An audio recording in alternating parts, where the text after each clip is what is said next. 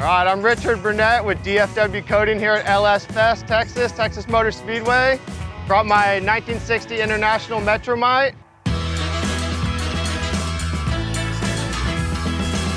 Yeah, so originally it was found in Northern California, and they had cut the roof off and were driving it, standing up out the roof, ended up fixing the top and chopping it at the same time, and then we got it from him. So originally they come with a 4-cylinder, but sometime in the 80s, somebody had put a 223 Buick into it, and they were hauling dirt track cars, and I have some pictures of it. I think it was Murphy's racing team. We drove it a little bit like that, but it didn't have enough power. Yeah, it's a junkyard 5.3. We got out of a 2004 Tahoe, and 4L60. Doesn't really have anything, just some headers on it, and it runs great.